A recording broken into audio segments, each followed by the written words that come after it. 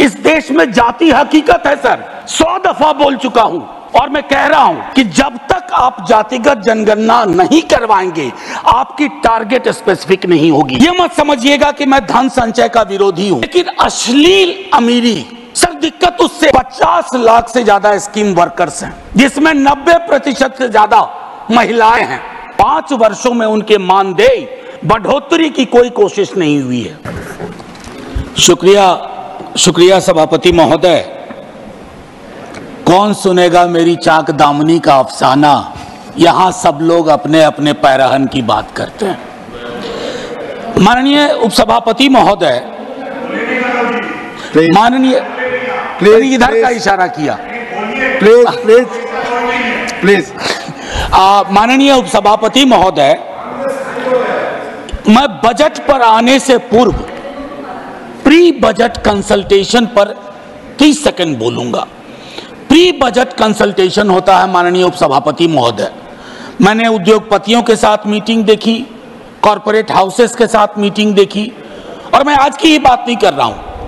कई वर्षों से प्री बजट कंसल्टेशन में सीवर में उतर के मरने वालों के प्रतिनिधि मंडल से बात नहीं होती, ठेला मजदूरों से बात नहीं होती, बेरोजगार युवकों से बात नहीं होती, छोटे मझौले किसानों से बात नहीं होती, और अब तो ट्रेड यूनियन से भी बात होने की रवायत बंद हो गई है। क्योंकि हाल के दिन में जॉर्ज साहब पर एक किताब पढ़ रहा था, राहुल राम गुंडम जी की, उसमें पता चला कि आज जिन चीजों के लिए लोग नाराज हो जाते हैं सदन में, जॉर्ज साहब तो उन चीजों के बगैर सदन में अपनी बात ही नहीं रखते थे, चाहे बिजनेस हाउसेस का नाम लेना हो या इंडस्ट्रियल पॉलिसी की बात हो। मैं ये क्यों कह रहा हूं कि ये मैडम का 7वां बजट है, उनको बहुत बधाइयां मिली। सर 7 साल पुराना तो नहीं हूं, 6ठी बार मैं माननीय वित्त मंत्री जी के समक्ष आर्टिकल 39 क्लॉज सी, और मैं चाहता हूं सब लोग पढ़ें कि हमारा बजट हमारे प्रियम्बल में है डिग्निटी, जस्टिस, इक्वालिटी। हमारा बजट उसको कितना रिफ्लेक्ट करता है। आर्टिकल 39 सी जो कंसंट्रेशन ऑफ वेल्थ की बात करता है माननीय उपसभापति महोदय, कि राज्य की कोशिश होनी चाहिए कि इनकम इनइक्वालिटी इस रूप में ना बढ़े। मैं नहीं बताना चाहता कि 90% संसाधन किसके कब्जे में है। माननीय सभापति महोदय, आय की इतनी बड़ी असमानता परेशानी इस बात से होती है, यह मत समझिएगा कि मैं धन संचय का विरोधी हूं या अमीरी का विरोधी हूं, लेकिन अश्लील अमीरी और जिसका भोंडा प्रदर्शन हमने हाल के दिनों में देखा है। सर दिक्कत उससे है, इसलिए आय की असमानता पर बात होनी चाहिए। माननीय सभापति महोदय, मेरे साथी हमारी पार्टी से बोल चुके हैं, मैं मनरेगा पर 1-2 बात कहना चाहता हूं। अपने स्थापना से लेकर के आज तक पहली बार मनरेगा का उस रूप में जिक्र नहीं हुआ जैसा होता रहा है। 86,000 करोड़ दिए गए। सर अभी मेरे पास पूरे आंकड़े हैं। 86,000 करोड़ जो कि इंतरिम बजट के बराबर हैं। आपका एक्चुअल एक्सपेंडिचर 1,05,000 करोड़ था, 20,000 का गैप है, और ये मैं इसके आधार पर कह रहा हूं, मैं आंकड़े कर नहीं रहा हूं। मैं दूसरी बात कहना चाहता हूं, इससे क्या होगा? मजदूरी के भुगतान में देरी होगी, सप्रेशन ऑफ डिमांड होगा, और क्वालिटी एसेट्स का निर्माण नहीं होगा। माननीय उपसभापति महोदय, भारत की शिक्षा, स्वास्थ्य और बाल विकास की योजनाओं में 50 लाख से ज्यादा स्कीम वर्कर्स हैं, जिसमें 90% से ज्यादा महिलाएं हैं। 5 वर्षों में उनके मानदेय बढ़ोतरी की कोई कोशिश नहीं हुई है। महोदय, कोरोना का पूरा भार किसकी लाश है, कौन बीमार है, इन्होंने उठाया। अपने इसकी मानदेय, चाहे आशा, ममता, आंगनवाड़ी, रसोईया आदि, कृषि को लेकर के एक बड़ी आबादी है, 65-70% अभी भी निर्भर है। खेतीहर मजदूर, छोटे मझौले किसानों, उनकी दिक्कतें अलग हैं। माननीय उपसभापति महोदय, कृषि के आउटपुट का आंकड़ा भी सवालों के घेरे में है।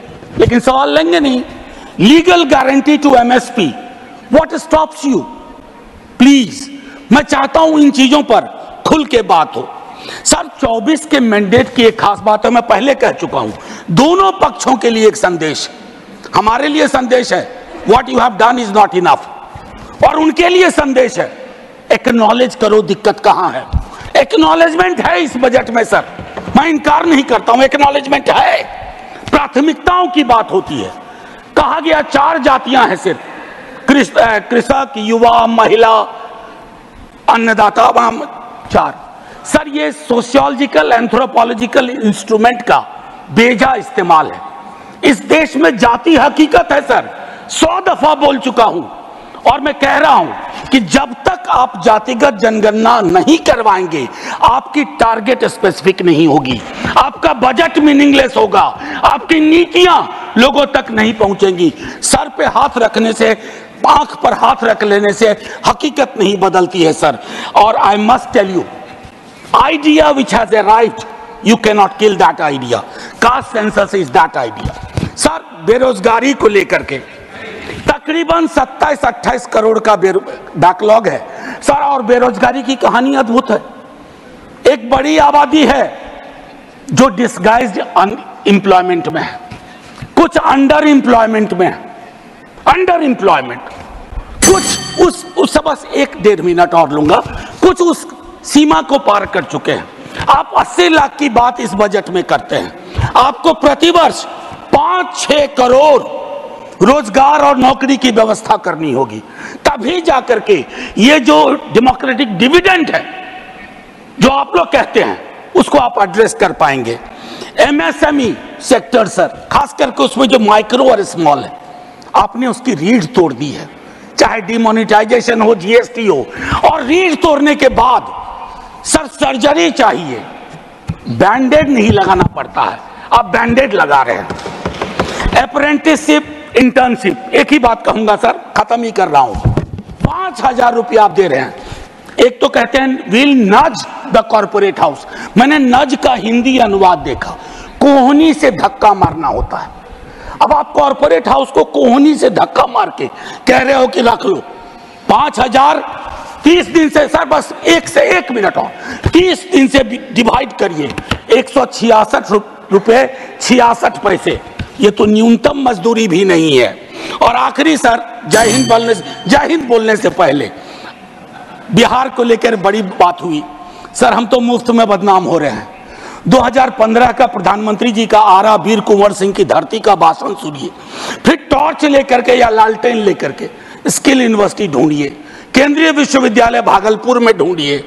हम तो सिर्फ इतना कहना चाहते हैं,